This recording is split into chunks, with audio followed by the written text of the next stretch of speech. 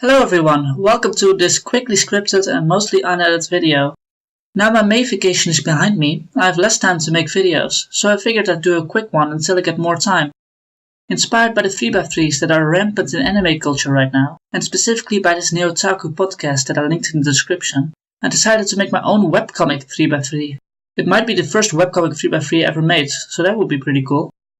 A 3x3 is basically a favorites list, a top 9 of favorite whatevers. The order isn't really important, I primarily ordered them like this for stylistic reasons, making everything point towards the center and stuff like that. I tried to pick visuals that represent what reading them feels like, and I think I succeeded fairly well with that. I'll probably end up making a proper video for some of these at some point, but until then this should at least give you a good idea of what my tastes are in webcomics. First off, in the upper left corner we have Unicorn Jelly, an early 2000s webcomic by Jennifer Deegan Wright. Unicorn Jelly had a strong impact on me because of its impeccable world building. Wright presents an entirely new universe with its own laws of physics and fills it up with planets, animals and even an entirely new type of weather, if you can call it that. She went so far as to create a fictional board game with its own rules based on the military history of the people that inhabit this world. I wanted to show this aspect of the webcomic in the image I picked, so I went with this shot of a world being blown to smithereens. The artwork of this webcomic is beautiful, all done in this black and white pixel art style. Character designs can look a bit awkward at times, but the landscapes are gorgeous. Next up is Rain, a currently running webcomic about a group of LGBT teenagers trying to survive high school.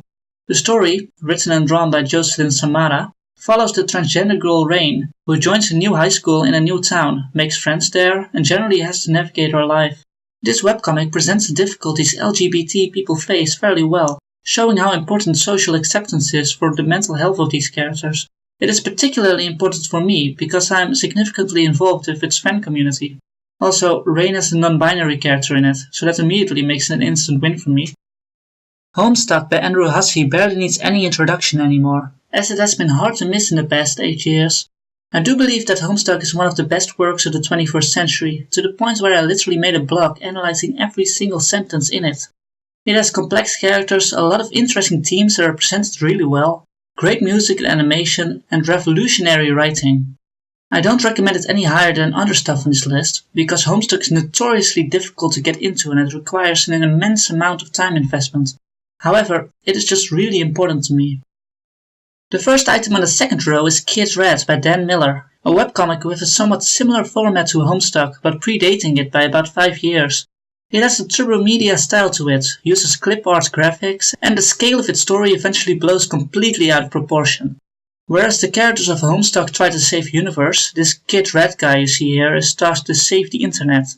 Like Unicorn Jelly, Kid Radd is brought to life by its insane world building. The rules are ridiculous, but consistent well within my suspension of disbelief. You have characters of different types of video games interact with one another and it's just great. Of course, I also have to praise Kid Radd's high level of technical fidelity, though I don't really have time to go into it here. Let's just say that this hidden gem is a real masterpiece. In the center, we have Ted from Elgunish Shive. I put this webcomic by Dan Shive in the center of my 3x3 because it is by far the most important webcomic to me personally. Elgunish Shive is about a group of teenagers, all geeks and dorks to some degree, interacting with magic and each other in a kinda poorly paced way. Its strength lies completely in its characters, which are all well formed and interesting to follow. Elgunish Shive is also the hardest webcomic in this list to really recommend, as it starts off with poor art, badly written dialogue and a very dated storyline. Even today its pacing would be absolutely excruciating to most people. Dan Shive managed to connect deeply with a fairly small group of people, such as myself, but Elgunish Shive is never going to be mainstream, and that's completely fine by me. The crying kid on the right is Ty, from Shelby Craig and Amber Rogers' Neocosmos. This webcomic looks more like a storyboard than anything else, taking notes from Ava's Demon in its aesthetic. Neocosmos takes most of its inspiration from Homestop and Steven Universe, however, as Craig and Rogers worked on these respectively. You even have a bit of music by Toby Fox in here, if that sells you on it. A couple of non-binary kids live in a space station, where they are experimented upon by aliens, until the station gets attacked by space pirates and the kids have to escape. Neocosmos is about abuse and its repercussions, and the slow storyboard style format does wonders on conveying the emotions of the characters. The first item on the third row is Boulé Corp by, well, Boulé. This blog bidet is absolutely beautiful and I highly recommend read. Boulé captures the human experience in little vignettes, each of which are a joy to read.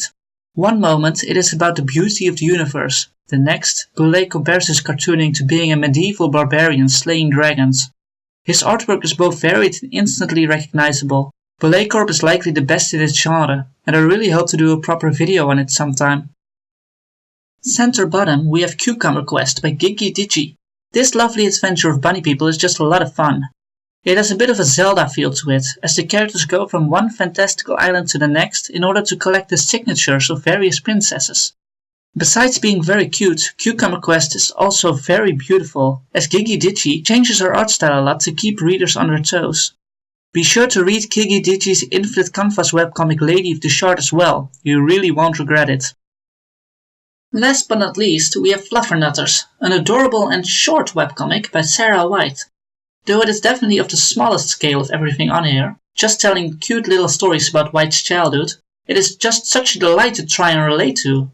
White's stories are absolutely ridiculous, absurd to the point where you can't believe that they actually all happened. Of course, it is hard to say if everything is 100% genuine, but White's whole personality just oozes a sense of sincerity. Fluffernutters rarely updates, which I think kinda works in its favor, but I can't wait until the next batch of strips will come out. I definitely won't be able to stop laughing. And that's all 9 of them. I had a lot of fun making these 3x3. I even inspired one other person to make one, Eliza. Proving that this format is great for recommendations, Faye even got me to read Angel Moxie, which is currently in the upper right. I hope I convinced you to check out one of my favorite webcomics as well, as they are all very important to me.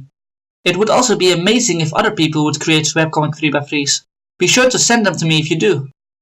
I hope I'll be able to post a fully edited video again within a few weeks. I'm planning to start doing analyses of specific webcomics, but I'm still streamlining my production process and practicing my voice, so things might take a while. I'll be sure to order a cheap microphone soon though, so my audio quality should get at least a bit better. Until then, like and subscribe if you feel so inclined, and DFTBA.